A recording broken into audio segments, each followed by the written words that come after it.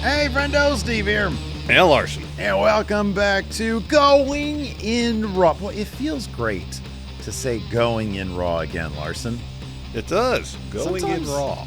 Sometimes you just gotta get away from something to really miss it. Speaking of which, this weekend, Larson and I are getting away from each other. I'm heading on a family vacation, as is Larson.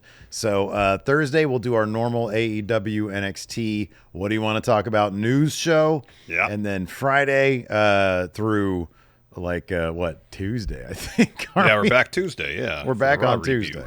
So yeah, after the WrestleMania and the packed summer we've had and SummerSlam, time to get some vacay in before the school season starts again. And we got to start. Well, you already get up early in the morning. Yeah, I do get up early in the morning. Yeah. I was up at 6. Bro, I've been up at today. 9, 9:30, sometimes 10 during the summertime. Good for you. I'll wake up and you're like, we're going to ball 11? I'm like, oh, I got to wake up first.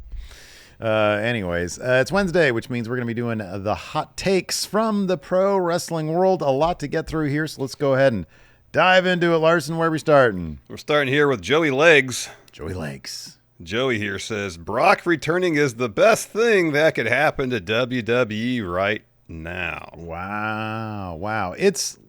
I'll say this. Obviously, pretty much everybody knows how we feel about Brock Lesnar being on our television, right? We're not huge fans. Not fans at all, no. Right.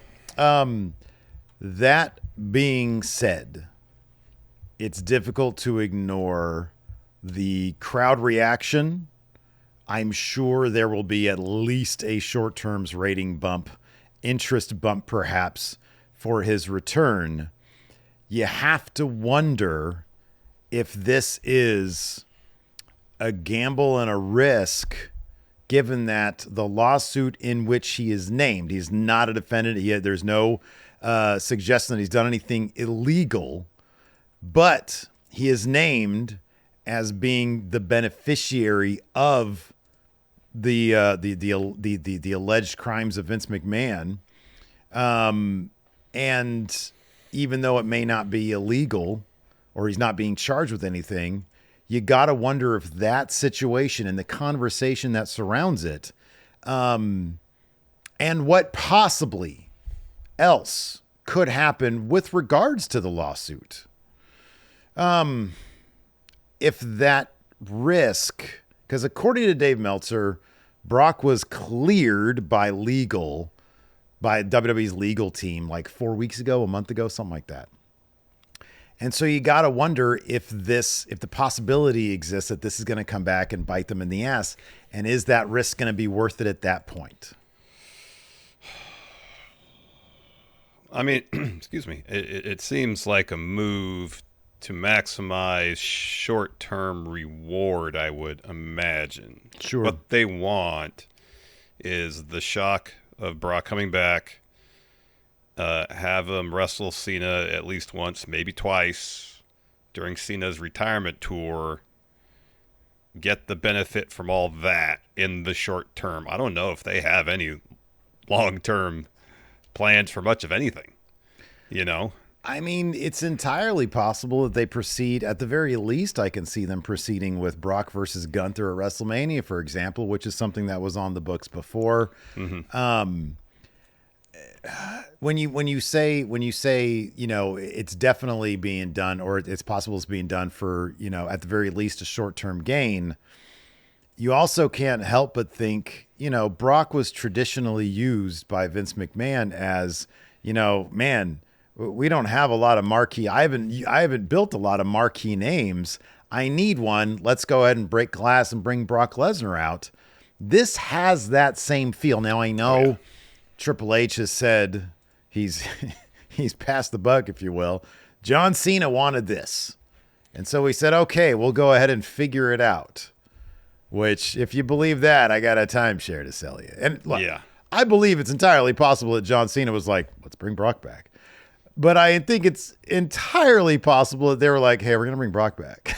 you know, like, you want this to be your guy? Yeah, sure. Yeah, whatever. It's like both possible for Cena to hand Triple H a list of people he wanted to face during his retirement tour. It's also just as likely that Triple H handed Cena a list of names they thought would be good for him to face during his retirement tour. I think that's entirely possible. And And And so, I guess yeah. you could say if Cena signed off on the list handed to him by Triple H, I guess that's the wiggle room by which Triple H could say, well, Cena wanted him.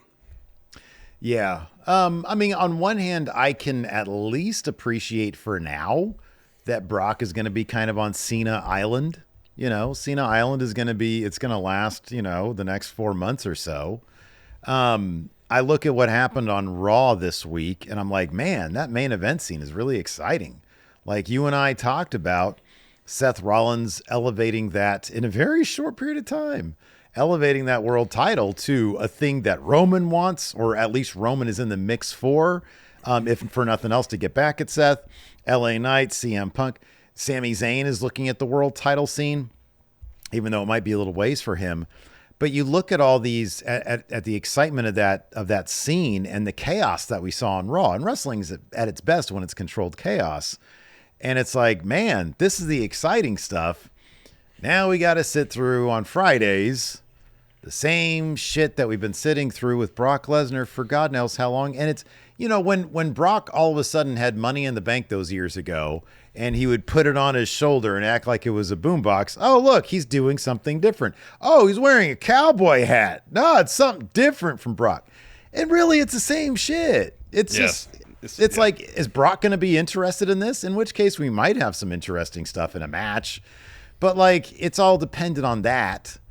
And I mean, the hot take, I think if it was me, I'd push on whether or not I really felt that was the case, because the conversation around it with the most engaged fans, with the fact that they need a social media intern to sit there and delete anything in their comments on Instagram relating to Brock and a lawsuit, it might have the separate effect. If the word keeps on leaking out, even though Brock's been named in the lawsuit, he's not a defendant. He's named in the lawsuit. That might get people who haven't read it, who haven't like paid attention. They just hear the words Brock and sex trafficking lawsuit, and they might be like, "Oh man, this guy's being accused. He's the center point of it."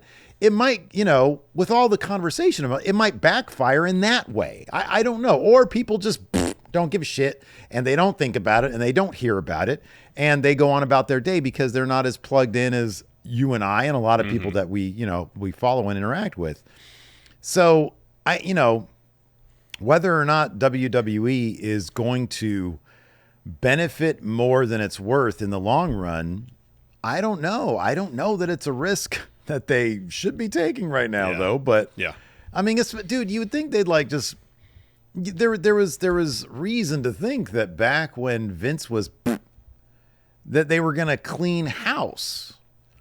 I don't know how much house cleaning they really did. And I don't. I'll be honest with you, I'm not even sure how much house cleaning they really could do, given just how ingrained certain people are there. And that's, I'll just sort of leave it at that. And you can kind of just look to common sense for that one when you know some of the names that are there. Yeah. Yeah. Yeah. Kind of a separate angle to take to this in terms of what we see on our televisions. Yes, the return of Brock might provide some measure of short-term pop in terms of ratings, short-term interest, but historically, as we've seen, the best way to maximize interest, maximize engagement in your content is to tell interesting stories. Look at the Bloodline era. Ratings at their highest. Fan interest, in a lot of respects, highest it's been in a long time. One thing Brock doesn't do is get himself involved in interesting stories, historically speaking. Yeah. And so I would counter the best thing the WWE could do right now, the best thing for them right now, is to focus on telling interesting stories. And you mentioned the Raw main event scene, and you have a lot of interesting characters kind of coalescing around the World Heavyweight Championship, plus Seth and his group. Potential is there for some interesting stuff to happen. Can they capitalize on it? That remains to be seen. But bringing Brock back and everything that comes with him, you can't. I don't know if I could look at that in any way and say, like, yeah, wise move, WB. I can't because there's so much risk involved in it. And there's not much he provides on a weekly basis on television, apart from him just being there, that I think will really generate any sort of interest. Yeah, I don't know. I personally wouldn't go that far because we don't know what the risk is. Or we're not going to know how that's going to play out. If it's a situation where and they've done this recently, hey, Goldberg's got one last match in him. Let's go ahead and use that to get some marquee value to the overall product. And then meanwhile, they had Goldberg do his retirement match to counter program AEW. But anyways, go ahead. I mean, I disagree with that. I mean, I think that was one element. Sure. I think that they took it out of one of their possible things that they could use. But my overall, they used John Cena's entire retirement tour. It's like, hey, we've got this big one thing that's of marquee value that we're going to try to milk for the year. It hasn't been an interesting story. It hasn't been a story that's been ingrained into the rest of the WWE universe necessarily. It's just sort of been like, he got title, defense. Now the title's gone. Well, and wake up in the morning, decide to be babyface again, and now title's gone. Yeah. Which stands to my point. There hasn't been an interesting story there. There's been some decent promos and whatnot. But they seem to, the philosophy seems to be, you do a big marquee thing while you do your smaller things. And once Seth Rollins is like 50 years old, he can be the big marquee thing, I guess. I don't know. But I do see that at least the idea of, hey, this is something big that we can wheel out when we need it, and let's use it to boost the marquee value of the product. And in the meantime, we'll continue to tell our stories, and hopefully one of these stories will land hot enough to be able to be its own marquee value thing. It always cracks me up, like when you think back to the Attitude Era, how they had all these vital young stars in the main event without the need to wheel out Bob Backlund. Yeah, no. Like who would they have brought from 10 years earlier? Or I guess it would have been, well, I mean, they tried to wheel out Warrior in 96, I guess. Yeah. But it makes me laugh. It's like, ideally those guys, those names will be the ones, anchoring your marquee stuff.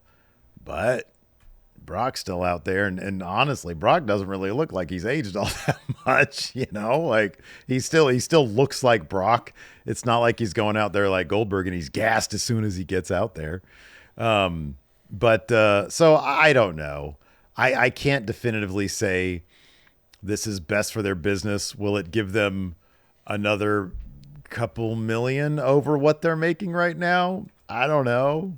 Is that just going to go back to Brock? Is what they're making off this offsetting what they're paying Brock, which is an break-even fee? situation? Yeah, who knows? If it's a break-even situation, you can't say it's best for their business. No. Because you're one thing that I 1,000% agree with you. This ain't a long-term deal, or this is not going to be a long-term count on this guy to boost the weekly, interest. That ain't going to be a thing. No. How many times, let's say, for example, that Cena Brock happens, Clash in Paris at the end of the month. What do you think is most likely? Clash in Paris or Crown Jewel? Or Saturday? Because Saturday, it can't be Saturday night's main event. No, I think it would probably be Clash in Paris. That'd be my guess. You think it'd be 3 weeks from now? Yeah. Yeah. How many times will we see Brock between now and then? Friday. This upcoming Friday, Cena come out, drop his promo. Brock will interrupt, challenge will be maybe issued, the go home match made. Because if they're in town, yeah, I think Cena is advertised for the go home. I think if they're in Europe for the go home, which they would be because it'd be the day after, on the 30th of August, then Brock will show up for that. 29th, because Clash is on a Sunday. You're right. Yeah, you're right. Yeah, okay. It's on a Sunday. I think Cena's advertised for the 29th. Okay, yeah. Then Brock will be there for that. He'll be there for that. Yeah. Then I'll go see some sights in Paris. Got another hot take here from Mr. Van Cleef. Says the Dirt Sheets had an obligation to keep their mouths shut about the Seth injury angle.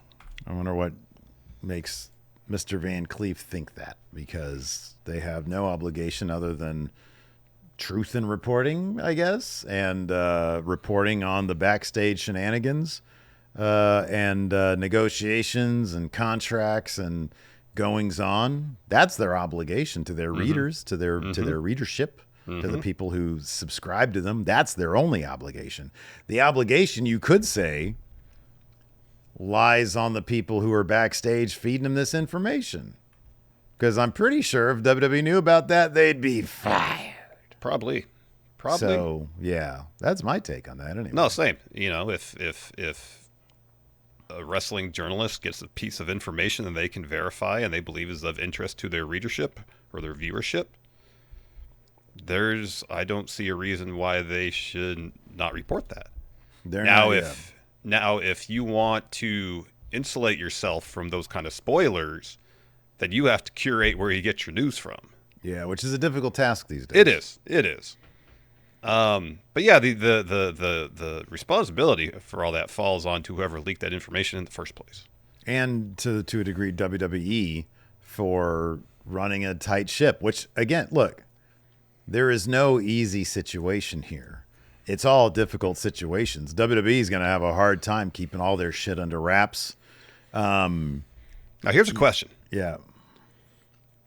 We saw this happen when CM Punk signed with AEW, where, rumors and leaks got out. Which, I don't know if this has ever been confirmed, but a conspiratorial mind would say, or even not a conspiratorial mind, you could connect the dots and say, that was done on purpose to get buzz going for a show that there was nothing officially announced for. Well, that was done, because Sean's talked about how he got that info. Yeah. Because Sean got the info, they then ran with that, with the way they went. Now, because Sean had it out there, AEW wouldn't have wanted that out there. Well, I mean, the way Sean puts it out there, it wasn't a situation where somebody from AEW was like, "Hey, we want to get this out there." It wasn't that. Okay. So, I mean, that'd be really weird if that was the case. But once that info got out there, they decided to go in the direction they went. Gotcha. Just an example, but a scenario where they, any wrestling company wants to get a bit of news out there through unofficial channels to kind of get, this is a terrible example of it, Seth cash-in thing, because I think for a lot of people, myself included, the impact would have been far greater if we had not known. Mm-hmm, sure. Obviously. So in this instance, I don't see the benefit in, leaking some information to generate interest, because I would not be surprised that has happened in the past where there's something coming, they want to leak a little bit of information to generate interest in whatever is happening to get viewers engaged in the product in anticipation of this thing. For sure that's happened. That's why I thought of the CM Punk example, because again, they sold out the United Center with nothing other than rumors. I just remember Sean had, I think it was on one of his QA things or whatever. That sounds familiar, yeah. He talked about it because he had caught wind from, I think, somebody that was training in the same facility as Punk. And that was kind of a breadcrumb for Sean to follow. Gotcha. And he started following up with people, and then he was like, this seems to be happening. Yeah. Now, whether once he got to a certain number of breadcrumbs, it became, all right, well, this is inevitable. Let's try to control it a little bit. Maybe that was the case. Maybe they opened up. I don't remember his full story. It was pretty interesting, though. Yeah, it was interesting. Now that you mentioned that. But yeah, no. To your greater point, absolutely. Hey, let's get this out there. Let's see let's get a little buzz going for this. Mm-hmm. But yeah, I think you're right. This is not that. No. This is one of those situations where. Yeah, dude, I don't know, man. I can only speak for myself. If I'm back there if I'm working any position on a film set, TV set, whatever, man, I ain't saying shit, because you're going to take some pride in, hey, I'm working at this, unless you're pissed off at the people there. I'm working at this place. They treat me good. And I want to keep the fans in the dark because I want to see the reaction when it goes down. Now, if they're treating me like I'm a piece of shit, then I might be like, hey, John Pollock, that shit's fake as hell. Mm-hmm. Mm-hmm. But if you're just if you're not disgruntled, why are you doing this? Yeah. If you're not disgruntled, Yeah, I don't know. Maybe I'm naive in that respect. And if I was there, I'd be like, oh yeah, I see benefit in telling people about this shit. I don't know, man. I don't know. Yeah, from the outside looking from the outside, I don't see the benefit in it whatsoever. Yeah.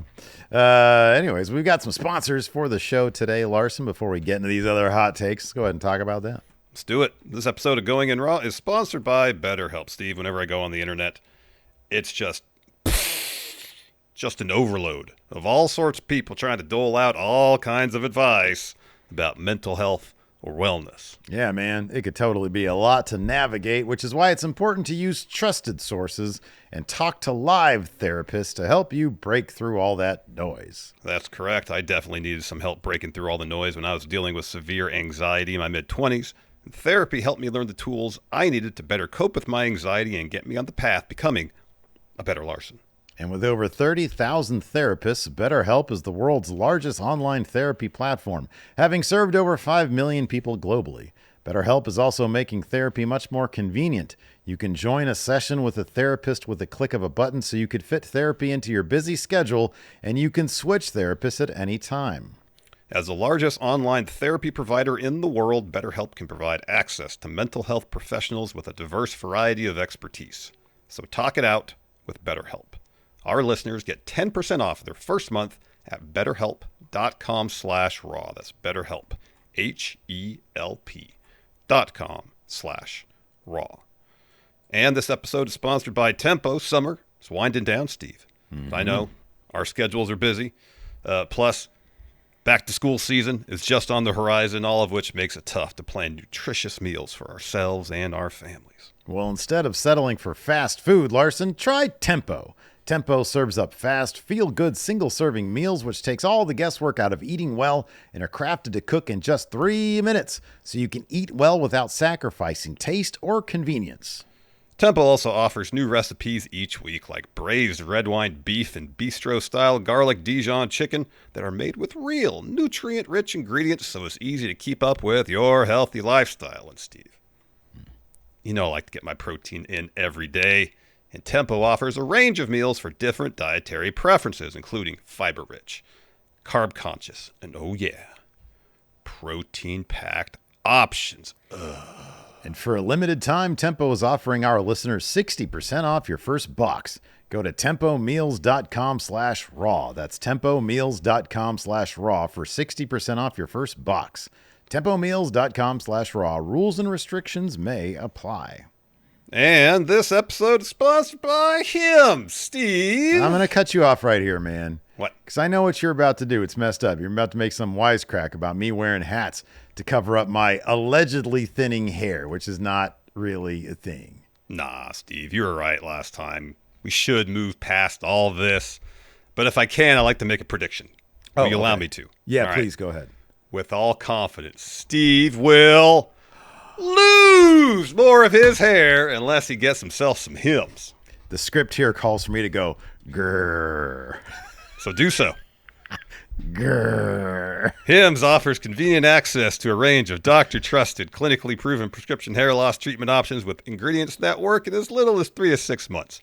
And you don't have to go out of your way, Steve, to do it because Hims brings expert care right to you with 100% online access to personalized treatments. You could literally get trusted treatments right from the comfort of that couch right there behind you. That one. So, for simple online access to personalized and affordable care for hair loss, ED, weight loss, and more, visit hims.com/goinginraw. That's hims.com/goinginraw for your free online visit, hims.com/goinginraw. Individual results may vary based on studies of topical and oral minoxidil and finasteride. Prescription required. See website for full details, restrictions, and important safety information. And this episode is sponsored by Brooklyn Bedding. Steve, the older I get, the more I value a good night's sleep. Here's the thing, though. With each passing year, I seem to get worse sleep and less of it. So maybe it's just a part of getting old. Maybe my mattress and I just aren't suited for each other. I don't know. Yeah, that could be, man. So we were recently looking to get one of my kids, Devin, my oldest stepson, a new mattress and found out about Brooklyn Bedding. What's cool about Brooklyn Bedding's beds is that they know that sleep isn't a one-size-fits-all type deal. That's why they offer mattresses for everybody and for every sleep style. And if you're not sure about what mattress is right for you, just take their sleep quiz, and in 2 minutes, you'll find your ideal mattress. So far, Devin has been sleeping like a dream on his Brooklyn Bedding Aurora Luxe cooling mattress, but if he ever changes his mind, Brooklyn Bedding has a 120-day comfort trial, and they'll help return or exchange the mattress with no hassle. So go to brooklynbedding.com and use promo code RAW at checkout to get 30% off site-wide. This offer is not available anywhere else. That's brooklynbedding.com, promo code RAW for 30% off site-wide. Make sure to enter our show name after checkout so they know that we sent you. brooklynbedding.com, promo code RAW. All right, let's move on with the next hot take from Gabriel Ribeiro, who says, while the cash-in was a big moment, Punk ultimately looked dumb waiting for Seth to run down the ramp instead of running out of the ring and jumping the barricade. So one of the attempts that Alberto Del Rio made on Punk back in the day, as soon as he got in there, Punk smashed his head, I think with the title or his foot or something like that, and then he beat feet out of there. I do kind of appreciate that maybe you can explain in this situation, because he did sort of look behind him, I think, a couple times. He might think that if he tries to escape, there's going to be a Bronson Reed or a Braun Breaker there waiting for him. And I feel like there probably should have been a Braun Breaker, Bronson Reed attack before this happened. But that might have signaled that Seth was fine before they wanted the big reveal thing. Mm-hmm. So kind of damned if you do, damned if you don't.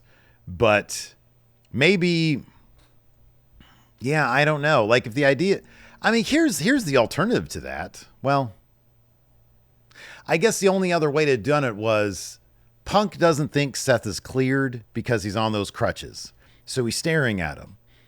Rollins reveals that he's fine, and then he gets hit with Braun and Bronson. I guess that would have been the best way. That the order of events would have made sense. And this goes back to kind of...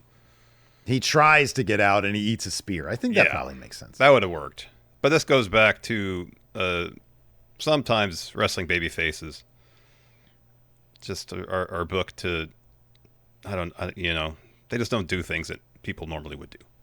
Yes. I can't tell you how many times I've watched. Oh, honestly, and I'm sort of the same way. So me and Lacey and Bam are all watching Lost. They're really into it. And there's a lot now on a rewatch, though, because I haven't watched it in 20 years. Upon rewatch, there's a lot of those annoying kind of miscommunications. Like, if only this person would just say something. Yeah. That TV often and movies often rely on, and WWE relies on. Oh, yeah. And so, whenever Lacey's like, why wouldn't he just do this? I just think to myself, or I tell her, because there wouldn't be like a story here. It's like, then there wouldn't be tension. There wouldn't be drama. Punk, I'll say this as well. Punk had just gone through an incredibly long a match where he was physically dominated for like most of it. So putting yourself in that situation, maybe you'd get a little bit of, freeze up in that moment. Yeah, that's possible. He mentally exhausted, physically exhausted, and now he's got to wrap his head around the fact he was just sitting there thinking, wait a second. So he just ate a BFT for this? What? Is he really? He's walking. He's walking pretty good. Maybe he's really not. Yeah. Maybe he's not hurt after all. Maybe this is all a ruse. Maybe he is hurt. Maybe he got a new bionic leg. Let me see his leg. Oh, looks like the same leg he used to have. Mm-hmm. But he's got pants on, so maybe it is bionic. I mean, honestly, if you want the real logic here, the real logic gap, Adam Pearce said it on Raw this week. Your medical people lied to my medical people. Seth Rollins was not cleared to compete.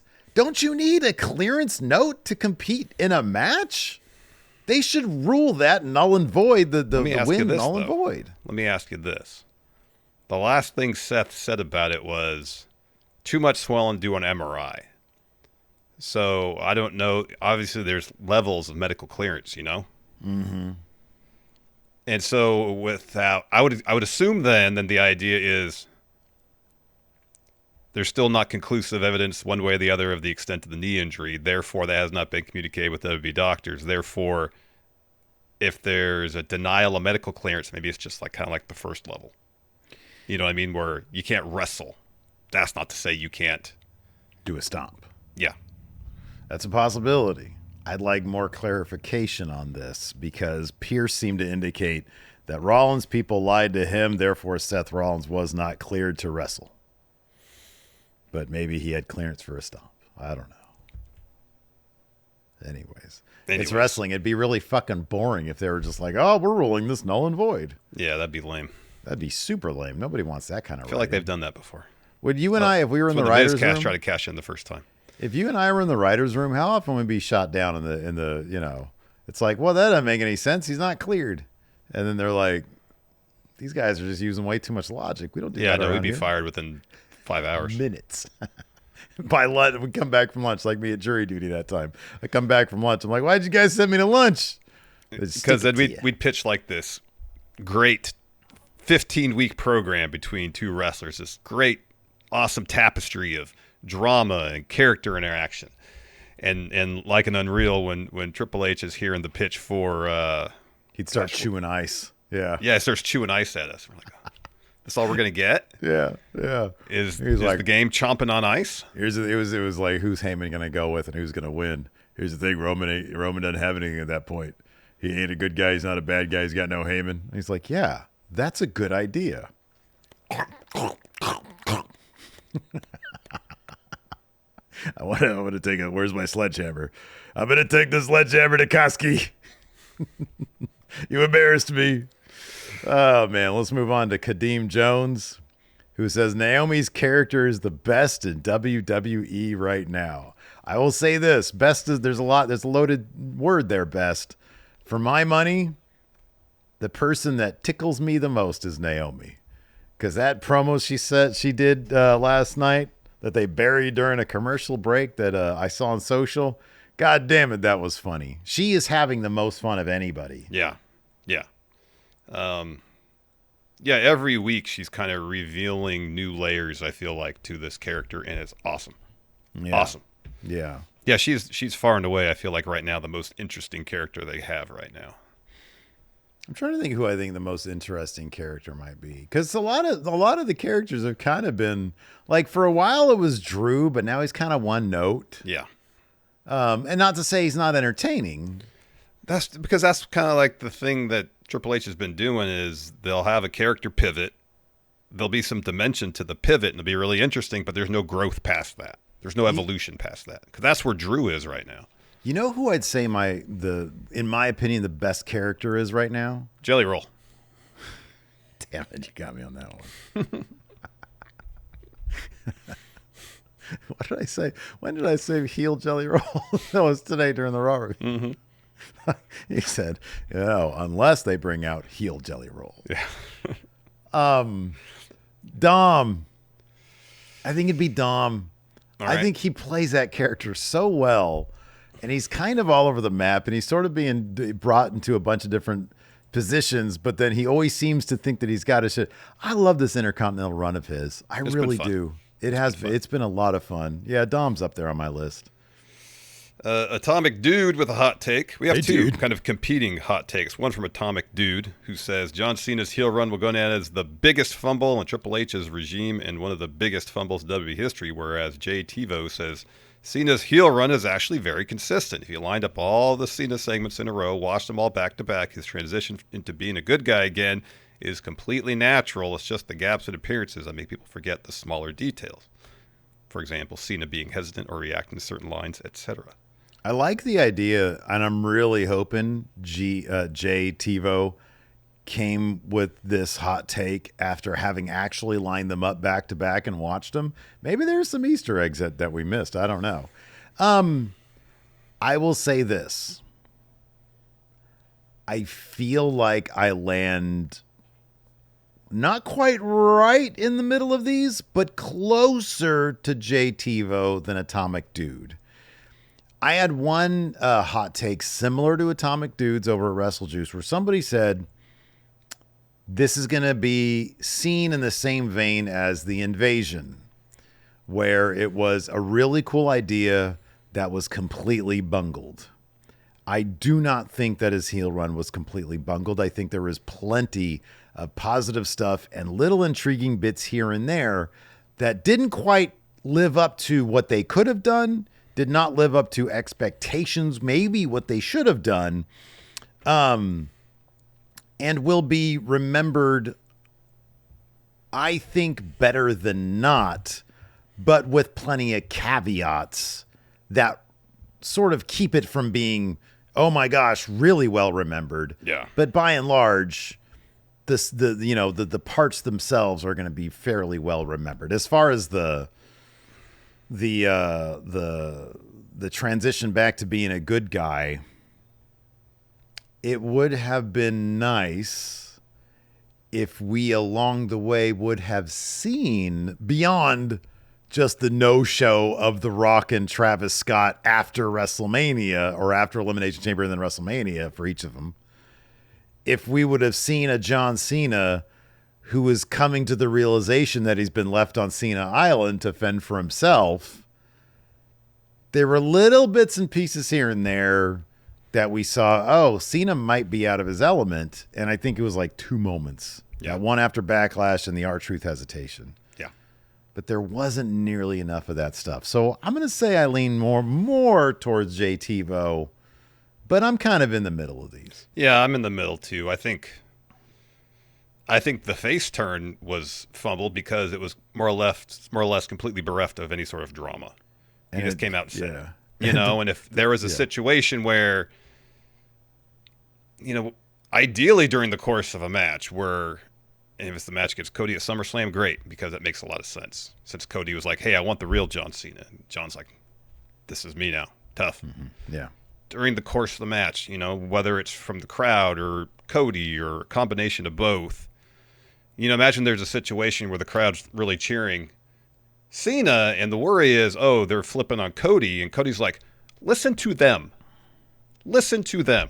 They believe the real you is still in there. Mm-hmm. And during the course of the match, it's like there's a push and pull within Cena between his heel iteration and the real John Cena. By the end of it, or towards the end of it, there's a moment. And I don't know exactly what it is, but it's clear. All right, he's listening to the crowd. He's embracing the real John Cena now. And I think that would have been much more powerful. Because so much of I feel like the push and pull within him that was teased was based on the crowd. And the crowd, you know, embracing him in the way they have. The entire heel run was predicated on you people. You know, it was like you guys this whole time. I mean, my counter to that is, dude, they only gave the match 37 minutes. I don't know how you could do all that. That is not nearly enough time to do like 3 story beats. No, I like your idea. I think that's really good.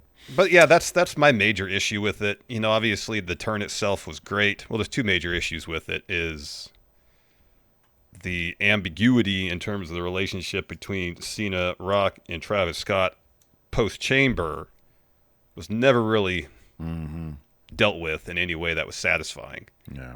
And then the babyface turn.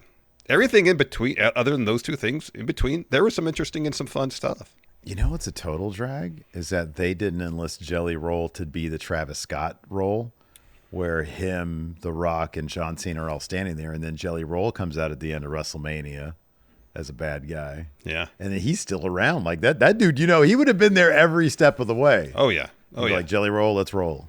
And then he's got the thing with Randy. John Cena and Randy go way back. You know, there's a lot you could do with Jelly Roll there. Exactly. I don't disagree. One of the funny things is I was looking at social media after the face turn on SmackDown, and there was a shot of both of them drinking their real American piss beer. And the caption was, have either of these guys ever drank a real beer? And it's like Cena's holding the can like this. Yeah. And Cody's like this. Yeah. And it's like, then I got to thinking, what do you want to talk about? Sponsored by Wheatley. Cody once a week has to get drunk off vodka. Mm-hmm. Because they're sipping on Wheatley the whole time, yeah? Yeah, and it's like an hour and a half long podcast. Yeah. And dude, it ain't sipping. Do you know how many? Because I watched the Kevin Owens one, dude, over and over again. And so I was like, God damn, it'd be like if we had like, hey, let's be a couple of fat pieces of shit with Steve here. And it's like I gorge on Burger King once a week. I don't know if I could do that. Like my cheat meals, I do like one cheat meal, but it's never like, oh my God, Yeah. I had a burger this past Friday. Yeah. You didn't have 3. Right. Exactly. Sadly. Maybe next Friday. Next time. Jay Harmo 2 with a hot take says Dominic Mysterio is better than MJF and is by far the biggest star in wrestling amongst the people around his age. I am more entertained by Dom. I don't have to sit through 15-minute long ass talkie promos where he kind of says the same thing over and over again. They're in different promotions, one of which lets their wrestlers do a lot more in the ring, and MJF, I think, is a better in-ring guy. I don't even think that could be debated, really. No, I don't think there's much debate there. MJF is a spectacular in-ring guy. I will say this. I really enjoy both of their work, when they are maximizing what they can do. Meaning when MJF is not just talking endlessly, saying the same thing, when he's in like smaller doses, I really enjoy the work that MJF does. So it's kind of like if I had to choose one right now, it'd be Dom, just because I think that character is so funny to me, but in a good way. I'd probably roll with him, but I like them both a lot. I think they're both great. I'm looking forward to seeing Happy. We're going to wait till we watch Happy Gilmore 1 with Bama, and then we're all going to watch 2, because every clip I see, it's so stupid, but it's so goddamn funny. Yeah. Yeah. No, I'm with you there. If there was a way they could maximize the effectiveness of MJF in the most efficient ways possible, then I think he'd be awesome on a weekly basis. Yeah. But going out there for 10 or 15 minutes and just cutting promos that, barring a few lines, are kind of copy-paste, it's a bit much. Dom's never put in that situation. Right. And maybe if he were, this hot take wouldn't even be a thing. You know what I mean? Dom is also one of the funnier dudes off camera. Like, whenever he's in an interview, I saw one clip the other day where like CM Punk had said something along the lines of Dom and Rhea's relationship, and he was being tongue-in-cheek because Rhea was right next to him, said Dom and Rhea's relationship was killing the business, because it's not believable, I guess, because Rhea's so, And then Dom's response later on in an interview is, anybody who watched CM Punk in the UFC knows that he's killing the business, thinking that he can really fight. I saw that clip, yeah. I saw that. And he always does it with that shitty look on his face, knowing that he's got gold, knowing that he's gonna cut, that he's got something good. That kid is funny as hell. He really is, and I love this character they found for him. Same. Carson Gillis here says Cody is a better in-ring worker than Gunther.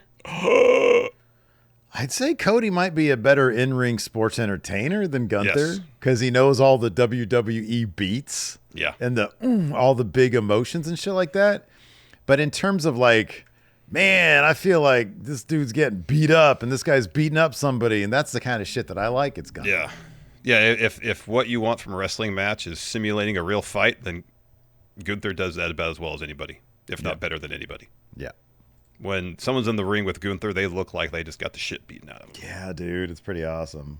And you can't say that about Cody. Yeah, not really. No, Cody's the sports entertainer here. Gunther's the professional wrestler. Yeah.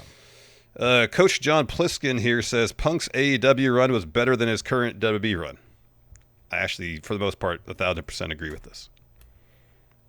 Whenever I think of Punk's MJF, Will You Be My Valentine promo, I just reminded how fucking great that promo is. It's so good. It's up there with like Pipe Bomb and that contract signing, for me at least, with him and Cena right before their SummerSlam match in 2011. Just so dang good. It's a shame that it went down the way it did in AEW. because God damn it, his run was good there. It was good. It was so good, and It was good. it's a bummer that we didn't get a couple more of those matches that would have been really nice to have. Some shit with him and Kenny maybe. Yeah. But even him with the Sting makeup on, it was all so much fun. It was so much fun, and he looked like he was having a good time until he wasn't. And that's a real shame. It's a real shame they couldn't figure that out. Yeah. Because I love that run, and I think that it was all in all, when you take it all together, I think it was better than what we've had with him in WWE. And I'm not even hating on what he's done in WWE. I actually have enjoyed a lot of it, but the Triple H baby faces are big on the "you people, I do this for you guys." And I feel like in AEW, he had a little bit more internal motivation as a character. And in AEW, we never had Punk Life. No, not so much. Too often during his promos during this current WWE run, just kind of feels like watered down CM Punk. Yeah. And I know he's older. His character's different. His character's motivations are different. But this doesn't feel like for Punk and WWE now, that hunger is there. Mm-hmm. Mm-hmm. He had that in AEW, at least early on. He had that hunger. Yeah. And it'd be cool to try to find a way to get that back. Yeah. Let's speed run some of these here. All right. Drew Von Awesome says the post-show for SummerSlam where the crowd chanted, "We want Cross," and Hunter saying, "You want Brock, you got Brock," is a perfect summary of WWE demands something new, gets fed old stuff. Yeah, that's unfortunate. Yeah. Yeah, there's a lot of things about this past weekend that is kind of like a perfect encapsulation of what WWE is right now. Yeah, it really is. Let's see here. Stardog, WKND in Cincinnati, says Karrion Kross is perfectly cast as a depth guy. Whenever he's been featured more prominently, the act tires quickly. The only thing he's improved at in recent years is his Twitter game. See, in my mind, Karrion Kross is not I think he's best cast as a utility guy, which is a little different, I feel like, than a depth guy. Yeah, depth guy gets wins over decent opponents. Yeah. Kross really hasn't. No, he doesn't. But he's not. I don't feel like he's enhancement either. He's a good character to plug in stories when there's a very specific thing you want to motivate. See, when I think utility, we need to come up with another phrase, because utility in my mind is more like the Miz, a guy who, yes, you can plug in kind of anywhere because he's malleable. Kross is kind of a different thing, I know we can come up with another term for that. So for Kross, the reason maybe would still use utility is that, yes, his character is a very specific thing, whereas the Miz isn't. But Kross's thing is a very specific thing you could work into just about any story. Oh, I don't know about that. Or a lot of stories. I think he's a jumpstart guy. I don't know. I'm just thinking of some sort of phrase where it's like a story motivator, Mm-hmm. But it does have to be kind of a specific thing. WWE JTH says, hot take, Gunther's aura is gone. Oh, shit. Where'd it go? Losing the way he did at SummerSlam and feeling completely cast aside. One show after makes him feel irrelevant compared to Seth as World Heavyweight Champion. Gunther does that. He goes away and then he comes back. Apparently he has to get surgery. Yeah. Nasal surgery. Yeah. So that's why he's gone. They said last night he had an orbital fracture and something with his nose. I can't remember what it was. Hey, whenever you go away, you come back, you're a bigger deal. If they have him beat Brock, then I think he'll be fine. And when Gunther lost to Sammy at Mania, he took some time off, came back, and just ran roughshod through the King of the Ring tournament. That's kind of what they've established. Yeah, is his downfall is due to his own hubris. Steps away, comes back focused, goes on a massive run, gets full of himself again, loss, repeat. So at a certain point, there's got to be an evolution from that. Mm-hmm. Where he doesn't let his hubris get the better of him. The Mooches says, Roman, Charlotte, and Rhea are all people I enjoy watching more when they're away from the main title picture. I agree with two of these. Can you tell me which one I don't agree with on this? Roman. Correct. He doesn't do shit when he's away from the title. If he was champion for 4 years, it was the most compelling 4 years in modern WWE history. Mm-hmm. And then he loses the title and he's sort of like, what am I doing? I don't know. Sort of show up when I show up. And then I'll, I got some beef. Whoever stomped me last, whoever gave me the last move, I'm going to come back in 3 months and go after them. Have one match and then disappear again. Yeah, he doesn't do anything. No. He doesn't do anything. No. Charlotte and Rhea away. Yeah, Rhea definitely away from the title. I think I appreciate her more because it lets the division breathe a bit more. Mm-hmm. Especially now that Naomi has the championship. Yeah. And then, Charlotte, definitely time away from the title is going to benefit her as well. Yeah, I think she needs like a character, and I think she's developing that now. Agreed. The Wallinator here says neither of the TLC matches have done anything to elevate the SmackDown tag division. The SummerSlam crowd barely popped for one of the 6 teams, and all were dwarfed by the response to the Hardys and the Dudleys. Well, come on. It's 2 of the most epic tag teams of all time, and one of those tag teams has like the greatest TNA champion of all time. Oh, my gosh. Bully Ray. So, of course, they're going to get a massive pop. I disagree with this, and maybe we'll see on SmackDown. But when you have a high-profile match like this that blows everybody away on a huge platform, got stuff on my keyboard. I think that the next time the crowd sees those people, they're going to be like, hey, I remember them. They were really cool. They did neat stuff. So they're going to give them cheers. They still need to develop more, like, I don't know, stories. Plot, Yeah. Yeah, they need more stories. Noah Murray here says WWE's production is overrated. Every show looks the same. Not much pyro, bad music, and segments rarely have props. Locations that aren't just stuff you'd see at any arena is painfully repetitive at this stage. It would be nice for them to get outside the venue from time to time. Like do outdoor shows? No, for example, cool. when Stone Cold threw the Intercontinental title into the river or whatever town they were in. Yeah, that'd be cool. I'd be just get out of the arena and shoot stuff. Yeah, I'd be cool with that. The production's very slick. It is very slick. In that sense, it is very repetitive. Well, I was saying that as a compliment. Oh. I think it looks nice. I don't know. Every show's the same. Yeah, because they travel from town to town, giant trucks. They set up the same shit. What, are they supposed to have, like, different logos every episode? That'd be interesting, I guess. But not much pyro. Yeah, bad music. Boy, this guy just doesn't like what they're doing. I like WWE's production. Sometimes I look at AEW's production. I'm like, man, you guys need WWE for this shit a little bit. Or AEW could stand to, like, I don't know. AEW needs to ECW their shit up a little bit. Have all the promos at the end of the show. Yeah. Sit to Dick Dale music. Yeah. Like copyright, violations. Yeah, no, I think AEW's production needs to, like, grunge it up a little bit, dirty it up a little bit. Yeah, I feel like WWE could benefit from a little change up in the production. They're WWE. They're corporate. Oh, it's so boring. Just keep it slick. Their idea of mixing up their production is getting some drones with some shitty fidelity cameras on them. See, hey, they do something different, then you complain on it. You shit on the fidelity of the camera. Yeah, because they do the drones because they're like, oh, look how much it adds to our production value. Slick. But then the cameras suck. No, they're like, hey, look at this thing. You know what's funny, too, is that, like, I get the drone and everything, and it goes higher. But they got that great crane camera that actually goes pretty high. It does. And that's perfect fidelity. But they can't get the crane in through the corridor of the... You can't do the crane everywhere. It's like that one shot in that one movie that's crazy. It's like from the 60s. I think it's like a Cuban flick of some sort. Oh, yeah, I Am Cuba, yeah. Yeah, and it's like, oh my God. And it's just dudes handing cameras off to each other. Yeah. There is a crane involved in there, though.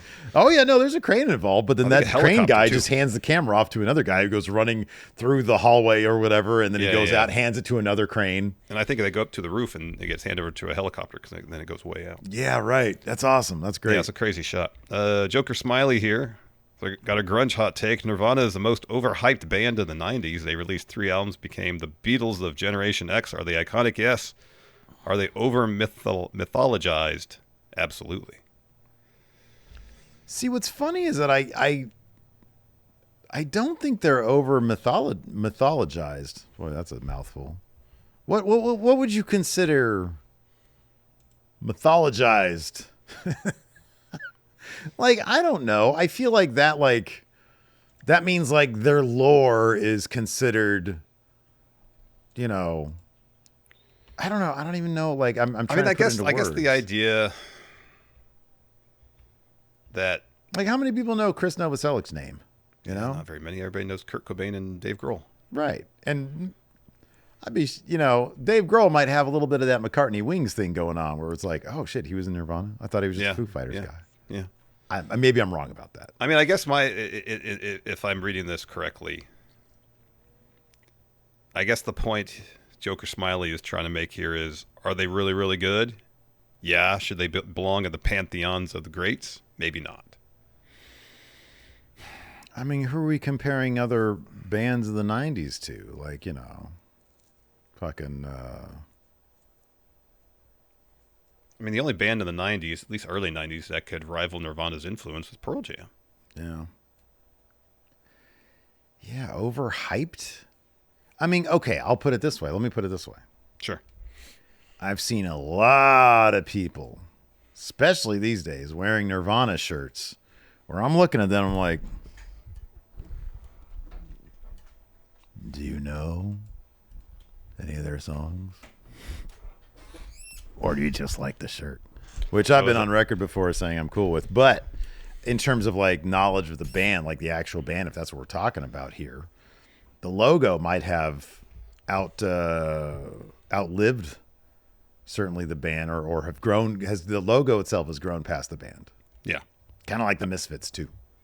There was a video that popped up. I can't remember where it was from me the other day, where some dude was being interviewed and he had a Nirvana shirt on. Yeah, right. And oh god, and the interviewer asked, "Oh, Nirvana fan?" The guy's like, "Yeah." And then the interviewer says, "What's your favorite song?" And the dude said, "Oh no, sorry, I just really like the shirt." Yeah. Yeah, I mean, I can't get mad at that. Dude just likes the shirt. What am I? I'm gonna fucking piss on the guy for liking a shirt? No, kind of a little bit, yeah. But overhyped band of the '90s. I'm trying to think of like who's overhyped in the '90s. Who's the most overhyped band of all time? Gosh.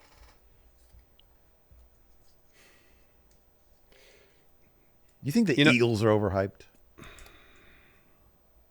No, I grew up with the Eagles, so I mean, their presence in my life has been like since I can remember. I feel like they're hyped enough. The band I thought of was Led Zeppelin. Oh my God! Fuck! I wish I had said that because I was on the. That's exactly what I was thinking too. Because I not that my parents disliked Led Zeppelin. In fact, when I was going through the records years later, there was a Led Zeppelin record in there, but they never listened to Led Zeppelin when I was growing up. Yeah, my dad didn't listen to them. He had like several of their albums though. So it was later in my teens before I actually heard any of their stuff, and beyond just what they play on the radio. And obviously, they were a huge, influential band in the 70s. Yeah. And then when I finally heard their music in any great amount, I'm like, all right. Like, there's a couple good songs here, but by and large, it ain't for me. Yeah, right. Yeah. Overhyped. I don't know. I want people in the comments to let us know, what do you guys think are the most overhyped bands? Then we can look at those and say, okay, are they hyped? Because I don't know who's overhyped, who's normal hyped, who's underhyped. It's also such a subjective thing. I feel like if it's overhyped and underrated, are those sort of anonyms, opposite ends of the yeah, right. Yeah. I will say I think Soundgarden might be one of the most underrated bands of the night. Yeah, I'd agree with that. Yeah. Yeah, I don't even think when people say the Beatles are overhyped, I don't even think that, because the Beatles, oh my God. And I'm not just saying this as a Beatles fan, which I am, but it's like, number one, where they went from 64 to 67 is fucking nuts. Yeah. In terms of their recording output. But also the level of influence they had. I never trust anybody who says, oh yeah, the Beatles are just overhyped, not that great. Never trust those people. All right. Anyways. Noted. Yeah, noted. That's going to do it for the show today. Thanks, everybody, for your hot takes. We appreciate it. We'll be back tomorrow with our NXT AEW review, and then it's vacation time. Woo. See you guys around. Goodbye.